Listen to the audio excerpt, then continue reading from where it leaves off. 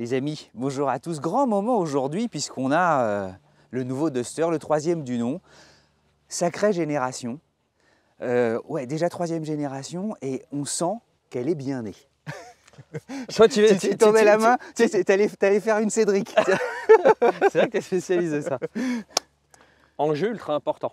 En fait, on a une stat qui est assez intéressante. Nous, en France, on ne s'en rend peut-être pas assez compte. En Europe, Dacia, un véhicule sur 12 est un Dacia, dans le canot à particulier. C'est-à-dire qu'un particulier qui achète une voiture sur 12, il achètera une Dacia partout en Europe. On a quasiment tout dit. Le chiffre est faux. Et non, mais surtout, ce qui est dingue, c'est que surtout Dacia n'est pas présent sur tous les segments. Le segment qui est le segment C, qui est le segment qui a une énorme volumétrie, Dacia n'y est pas. Et donc là, il renouvelle un blockbuster, sorti en 2010, renouvelé en 2017, vendu à 2,2 millions d'exemplaires, qui a fait la renommée de Dacia. SUV, dont tout le monde veut. Ouais. J'allais dire, quand je dis tout le monde, c'est à la fois ceux qui se disent super, il y a une affaire à faire, parce qu'évidemment leur prix, c'est de best value for money. Et pour une fois, on a un semblant de prix. C'est-à-dire que les World Premiere, on n'a jamais un prix, on n'a pas le prix. Mais ça devrait démarrer sous les 20 000 euros. Donc il va avoir une petite inflation, parce qu'aujourd'hui, il démarre à 17 990 euros. Mais mine de rien, toutes les voitures ont fait de l'inflation, donc le gap entre une Dacia et le reste du monde reste là. Eh, on fonce. Tout le monde attend nos impressions. Ouais. Quel design! Quel design! Jusqu'à présent, le Dacia, c'était des rondeurs.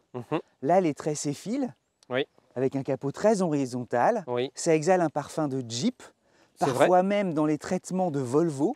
Ah, tu vas m'emmener à l'arrière pour me parler de ton truc de Volvo. Ouais. Que je valide pas tout à fait, mais je comprends. Ce que je veux dire, c'est que justement, ces deux points de repère en termes de design, c'est des points de repère fondamentaux, parmi les plus beaux qui soient de toute la production automobile.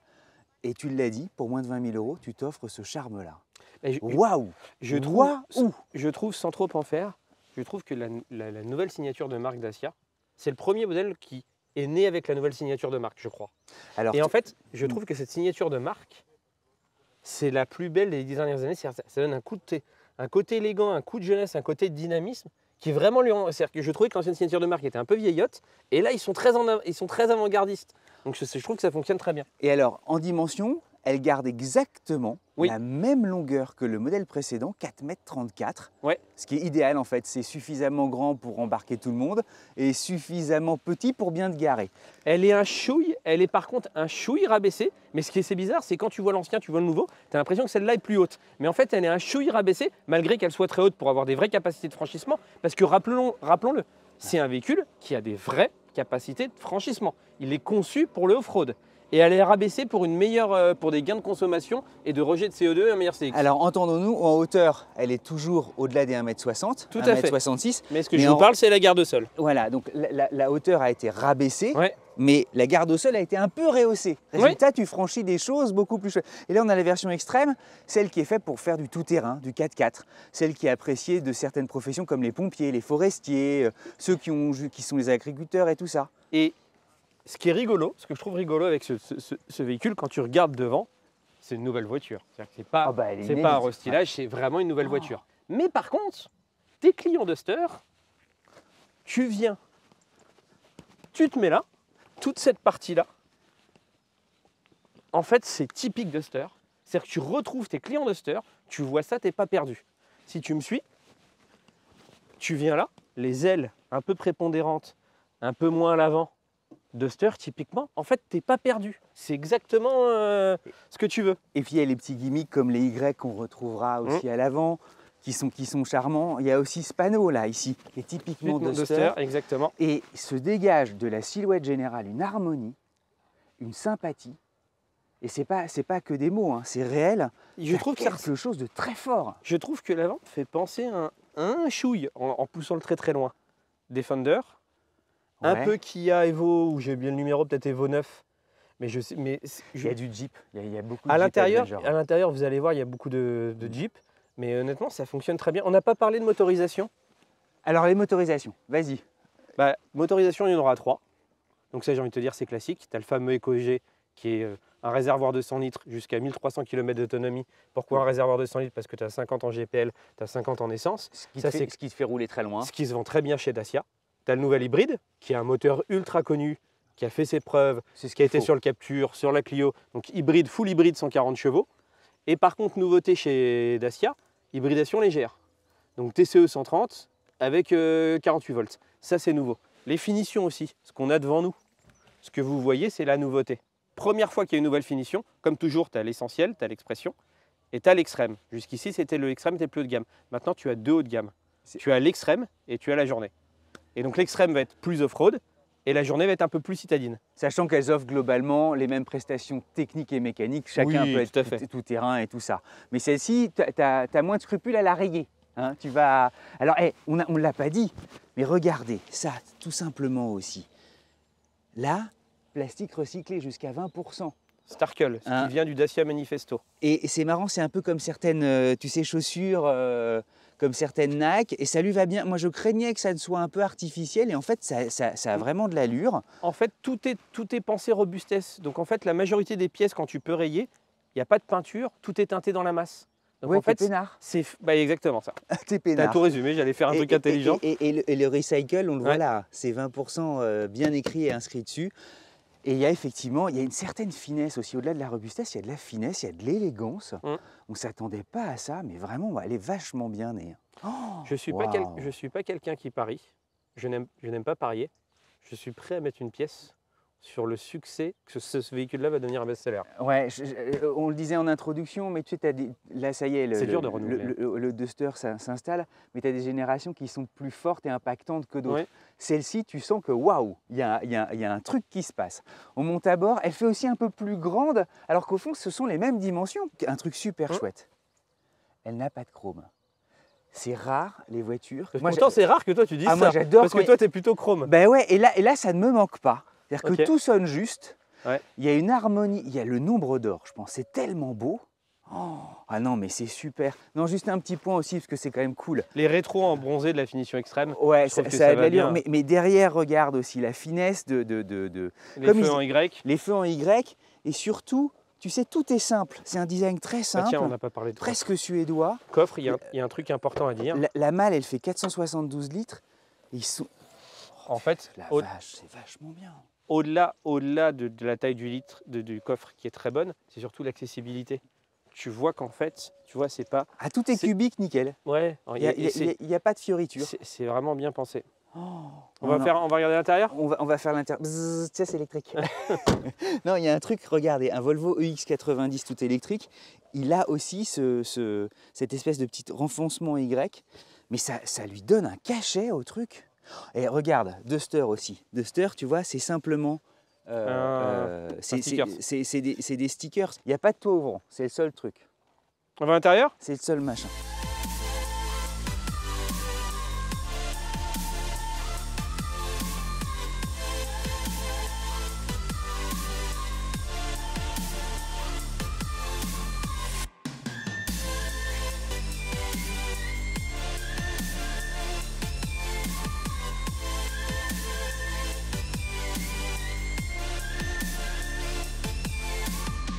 Le Y est partout, il est là sur les aérateurs. L'écran, les petits aérateurs tournés vers le conducteur, on dirait presque une BMW. Il y a des codes aussi de vraies voitures. Presque une BMW. Non mais tu sais, c'est rare, hein, Vincent, le fait que tout à coup... J'aime beaucoup les matériaux de porte. Que ce soit, tu sais, orienté vers le conducteur, c'est un truc très voiture. C'est très, très, très vertical. J'aime beaucoup, mais tu l'avais dit justement, cette petite insert Duster comme ça fait penser très Jeep. Ça fait très Jeep d'antan, c'est plutôt. Il y a un côté commande car aussi, tu sais, puisque les surfaces vitrées en fait sont beaucoup moins larges, très étirées. Ciel de toit gris, c'est agréable. Ah oui, presque un costume. Et tu te sens dans un cocon. Double écran. Donc là, tu as un double écran. Nouveauté sur ce Duster, tu as un écran 10 pouces que tu n'auras pas dans les finitions entrée de gamme, mais tu l'as dès le moyen de gamme et le haut de gamme. Donc là, sur la finition extrême qui est la plus haut de gamme, tu retrouves cet écran-là. Le design, très honnêtement, on ne va pas vous en faire des tonnes. C'est minimaliste, c'est simpliste, mais c'est intelligent. Mais ça fonctionne. Ça fonctionne très bien. Et puis tu es content, tu as le petit Bluetooth ici, tu as Apple CarPlay. Qui est là. Tout, ce qui est la base maintenant, mais tout est là. Qui est canon. Hein. Ah non, c'est top, franchement. Et puis c'est marrant le petit bruit. Il y a un côté commande car, je ne sais pas pourquoi, mais le fait que justement ce soit assez élevé, le capot aussi, tu vois assez loin, tu vois les extrémités, tu sens bien les proportions de la caisse. Tu es bien assis. Nouveau volant ? Oui, finition extrême aussi, les sièges sont lavables. Donc elle est vraiment pensée. Quand tu reviens plein de boue, bah, mais en fait, tu déconnes, mais c'est vraiment pensé. Pareil, les tapis sont en caoutchouc. Donc en fait, tout est fait pour que ce soit très robuste. Tu retrouves la signature Y de la marque, donc là, le Y là ça, tu le verras peut-être pas tout de suite et je sais pas si ce sera filmable, mais ça en fait, ça fait à nouveau un Y. Ouais, c'est ce qu'on disait en montant. Alors après, les gars, bon, bah, évidemment. C'est des plastiques durs. Évidemment, mais le plastique dur, c'est fait pour être robuste et résister à tout. Boîte méca. On n'en voit plus aussi, c'est agréable, les boîtes méca. Des rangements un peu partout. Induction, port USB, tu as 4 ports USB-C, de l'avant, de l'arrière. C'est mignon, on a enlevé évidemment les chromes, mais bon, c'est qu'il n'y a rien de... Franchement... on n'a pas parlé de... Ils ont inventé un nouveau système que je trouve un peu intelligent. U-Clip, je crois que ça s'appelle comme ça. En fait, tu as des clips que tu vas voir un peu partout dans la voiture pour pouvoir poser ton téléphone. On va montrer, hein. On peut avoir tout comme ça, puis c'est à bon escient, enfin c'est vraiment... Tu peux poser ton téléphone, c'est bien fait. Voilà. Mais en fait, tu peux en mettre à l'arrière aussi, sur les tablettes, pour mettre des tablettes pour les enfants, pour mettre un sac. Tu peux en mettre un là, tu vois, tu le mets là, ton U-Clip, pour mettre ta bouteille d'eau, ton café, ton sac. Exactement. En fait, c'est des petits détails qui te paraissent un peu à la con, mais finalement au quotidien qui sont vachement... qui facilitent la vie. Qui sont vachement agréables. Et ils l'ont conçu non pas après coup, mais en même temps. Donc c'est le gadget vraiment super bien fait. On va voir les places arrière. Ouais, on va voir les places arrière. Hop. Ton siège, tu l'as avancé, tu l'as reculé au maximum. Hein. Et on ne l'a pas dit, mais le confort à bord est canon. Tu as la bonne densité. Ah ben le voilà le petit U-Clip, regarde. Donc on peut mettre... Ah ben c'est super, il est là. Il est rigolo comme tout. Hop. Tu as une petite lampe, tu peux tout faire avec. On est bien là, rien. Et alors, tu as une vue aussi, t'es pas puni, t'es pas engoncé. J'ai l'impression qu'on est un peu surélevé à l'arrière, non? Ouais, comment dirais-je, l'inclinaison aussi du dossier, elle est suffisante. Parfois, tu es un peu trop raide. Là, c'est pas du tout le cas. Tu as une bonne hauteur sous plafond. Non, honnêtement, c'est... Regarde, on peut même mettre vraiment à 5 à bord, parce que le troisième, il n'est pas puni. Hein. Sous les 20 000 € et à 25 000 € le plus haut de gamme, si ça sort à ce prix-là, honnêtement, c'est imbattable. Hein. Si c'était coté en bourse, il faudrait acheter maintenant, non? Mais trêve de plaisanterie, pour que les gens qui suivent un peu d'économie, Renault va beaucoup mieux. Renault a eu des années difficiles.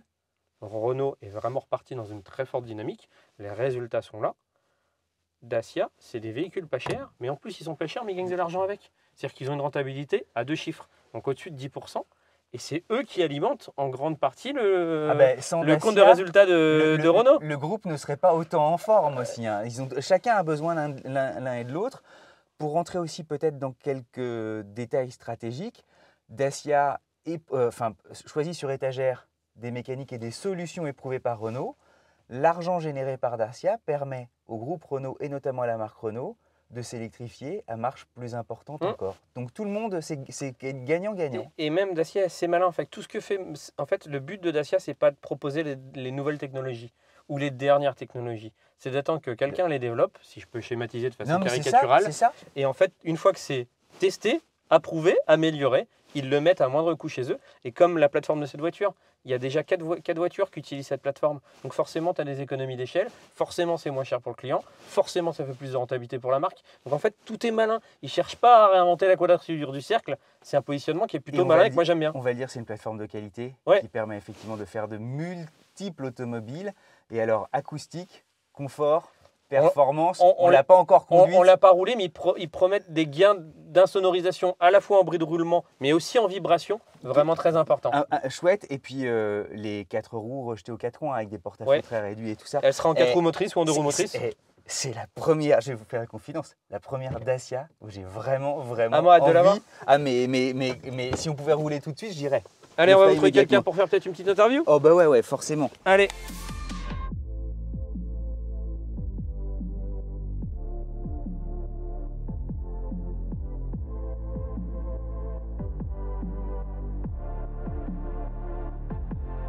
Xavier, bonjour, merci. Cédric, bonjour. Pour te présenter rapidement, numéro 2 de Dacia, derrière Denis, c'est ça? Oui, en charge des ventes et du marketing, c'est ça. C'est un immense morceau, le nouveau Duster. Quelques points de repère pour se rendre compte justement de son succès. En fait, le Duster, c'est la voiture qui a mis finalement Dacia un peu sur l'échiquier. On en a vendu plus de 2 200 000 exactement depuis le lancement en 2010. C'est un quart des ventes de Dacia finalement depuis qu'on a relancé la marque en Europe. Et finalement, pour nous aujourd'hui, le renouvellement de Duster, c'est à la fois un événement de produit, mais aussi un événement de marque. On considère que c'est le 3e événement plus important de l'histoire de Dacia au XXIe siècle, après le relancement de la marque en 2004 avec la Logan, et le lancement de Duster en 2010, la première génération. Là, vraiment, on passe un cap et on est hyper content d'être là avec cette voiture. C'est d'autant plus un succès que, contrairement à beaucoup de concurrents, vous êtes surtout acheté par des particuliers, pas par les sociétés. C'est vrai, c'est un des points clés du succès de Dacia pour moi, c'est on vend les voitures client par client. Finalement, les clients particuliers n'achètent qu'une voiture et finalement celle qu'ils choisissent, c'est plutôt un bon compliment, un joli compliment. Et on a envie de continuer comme ça parce que finalement, c'est un des facteurs clés de succès de Dacia. Les gens achètent les Dacia parce que finalement, elles sont au très bon rapport qualité-prix. Et puis en fait, quand ils le revendent, quand ils rendent le véhicule 8 ans en moyenne après l'avoir acheté, la valeur de revente est très très bonne. Ça permet justement de soutenir ce qu'on appelle la valeur résiduelle, la valeur de revente en occasion. C'est exactement ça. Et en fait, le corollaire de ça, c'est qu'on a un très très bon taux de fidélité. Sur 100 clients Dacia qui renouvellent une voiture, 60 rachètent une Dacia, ce qui est en fait le meilleur taux en Europe. D'ailleurs, 15 achètent une Renault, donc pour le groupe, c'est plutôt quelque chose de très bon. Tout le monde est heureux. Il y a aussi quelque chose qui était qu'on n'imaginait pas, mais il y a aussi des conquêtes vers le haut et pas uniquement vers le bas. C'est-à-dire que tout à coup, il y a des personnes qui roulaient en premium et qui se disent « mais en fait, moi, ça me convient parfaitement ». Et vous êtes surpris d'ouvrir la porte, vos portières, à des gens qui roulaient en BM parfois aussi. Alors, je ne vais pas citer de marque en particulier, ce n'est pas forcément celle qu'on retrouve à chaque coin de rue, mais ce qui est intéressant, c'est qu'en fait, quand on a lancé finalement la première génération de Duster il y a 13 ans, on va dire plus de la moitié des clients qui achetaient une Dacia venaient de l'occasion. Aujourd'hui, c'est 3 sur 10. Et donc, ce qu'on voit, c'est qu'on arrive à convaincre à la fois les acheteurs d'occasion, mais à la fois les acheteurs de neuf. Et justement, c'est tous ces clients auxquels tu fais référence qui avant auraient peut-être acheté une autre marque. Il y a quelques années, ils auraient trouvé Dacia, peut-être pas encore complètement à leur niveau, mais aujourd'hui avec des produits comme ceux qu'on a aujourd'hui et puis celui-là, demain, on est convaincu qu'on va continuer à faire un beau tour de conquête sur ces clients-là. L'image aussi a progressé à une vitesse phénoménale en 10 ans. Il y a un peu de Jeep, il y a presque un peu de Volvo. Il y a aussi évidemment le caractère essentiel, mais en même temps, il y a suffisamment de technologie pour évoluer en tout terrain. Enfin, il y a un côté Range Rover. Je parle avec des mots spontanés. Il y a une montée en gamme à bon prix, en fait. Je ne peux pas citer les noms, mais ceux que tu as cités me vont. Je veux dire, quelque part, c'est quand même une belle compagnie. Maintenant, effectivement, on essaye d'avoir des produits qui soient achetés parce qu'en fait, ils plaisent aux clients et ils restent finalement au meilleur rapport qualité-prix derrière. Donc en fait, j'achète la voiture parce que je la veux, elle me plaît et on pense que c'est vraiment le coup de cœur que les gens auront avec ce nouveau Duster. Et en fait, à la fin, ça reste une très bonne affaire, une voiture avec un rapport prix-prestation qui est au meilleur niveau du marché. Et pour nous, c'est la recette qu'on essaie de garder avec Dacia. Après, tu l'as dit, on a vraiment voulu faire monter en puissance l'image de marque de Dacia.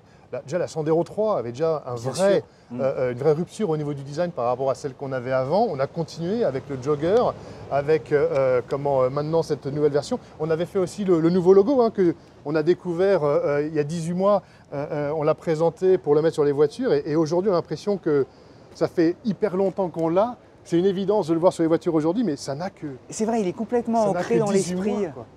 Et vraiment, on voit le cap que la marque a franchi. Donc, on veut continuer, mais sans oublier ce qu'on est. Sans perdre finalement cet ADN de Dacia. On veut que Dacia reste Dacia, même si c'est un Dacia beaucoup plus moderne que celui qu'on avait il y a encore 4-5 ans. Peu de remises, même pour les sociétés. Si demain on arrivait et que sans borne t'en commandais 10, tu nous ferais rien, tu dirais les gars. Encore une fois, c'est le succès de Dacia, cette capacité à avoir une très bonne valeur de revente. Donc les clients trouvent que c'est facile d'acheter une Dacia, trouvent que c'est facile de la revendre et d'en racheter une autre. On n'a pas envie de casser ça. Donc vraiment, voilà, c'est vraiment un argument de vente. Les vendeurs l'utilisent extrêmement fréquemment avec les clients. La voiture, Dacia garde extrêmement bien sa valeur au fil des années. On ne veut pas le casser. Ça ne veut pas dire qu'on est contre les flottes, c'est-à-dire qu'on est contre les remises. Voilà. Et d'ailleurs, je pense qu'avec celui-là, on va avoir des clients qui vont venir, des professions libérales par exemple, qui vont trouver que finalement ça correspond complètement à ce qu'ils attendent. En fait, derrière la question, et Vincent est pareil, on se disait mais là il y a quelque chose pour justement interpeller pas mal de monde. Après, on vend quand même un petit peu aussi à flotte aujourd'hui, notamment avec la version 4x4 du Duster actuel. On a les eaux et forêts, on a... Oui, des gens qui ont besoin de vrais véhicules. C'est ça. Donc en fait, il y a des gens qui viennent déjà acheter des voitures parce qu'en fait, c'est le 4x4 le mieux placé du marché. La conviction, il y a peut-être même d'ailleurs des premiers retours d'expérience. En coiffant la gomme, il y a celle-ci, la journée, et puis il y a l'extrême. Ça va se partager comment? C'est 20% 80 ou je suis complètement à côté de la... Si j'avais la réponse, je serais ravi. Alors, ce qu'on voit, c'est qu'aujourd'hui, en gros, 70% des ventes que l'on fait, quel que soit le modèle, hein, y compris Sandero, y compris Jogger, on est sur 70% de versions hautes qui sont vendues. Donc on se dit qu'il y a de la place pour une double offre sur ce segment d'équipement le mieux équipé. Et au même prix en plus, les deux. Avec des prix similaires, mais avec des caractéristiques différentes. Il y a un traitement couleur et matière différent, avec des équipements que l'un dans l'un et pas dans l'autre. Donc voilà, on fait une petite nouveauté avec cette double approche Journey Extreme.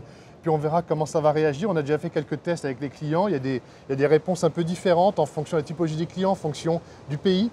Donc on va suivre ça avec attention, mais on se dit qu'il y a quoi à voir cette double offre. La journée, elle est grise. Nous, on a commencé en fait notre reportage avec la version, j'allais dire, extrême et tout ça.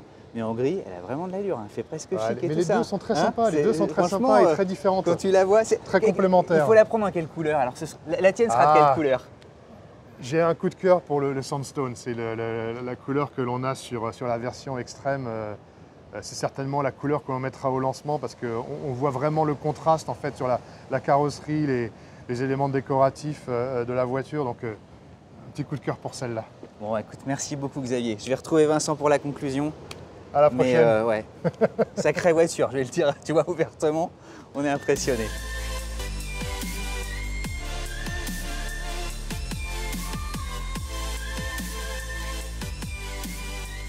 Et quelle fin, c'est sans doute le plus beau décor qu'on ait jamais eu lors d'une World Premiere. Hein, et puis un décor extrême pour la version extrême. Bon, c'est celle qu'il faut s'offrir ou pas? Elle arrive et sera commercialisée au printemps. Moi, je prendrais plutôt l'extrême plutôt que la journée. Par contre, je la prendrais dans cette couleur-là, couleur Sandstone. Je crois que c'est une nouvelle couleur, il me semble. Et honnêtement, elle est vraiment magnifique. C'est craie. Et là, craie, je crois que c'est Sandstone. Comme les 911. Non, mais je veux dire, ce coloris-là. Mais je crois qu'elle s'appelle Sandstone. Exactement. Et surtout avec le capot comme ça, tu as presque l'impression d'un Land Rover, quelque part, si je peux me permettre. Ma conclusion va être assez courte. Renault vend en France une voiture sur 6 et est une Dacia quand un particulier achète une voiture neuve. Quand tu vois cette voiture-là, j'ai envie de te dire, c'est pas prêt de changer. C'est peut-être même augmenté. Il y a un truc qu'on n'a pas dit, c'est qu'en termes de technologie, elle évolue. Elle a notamment 5 modes de conduite. Oui.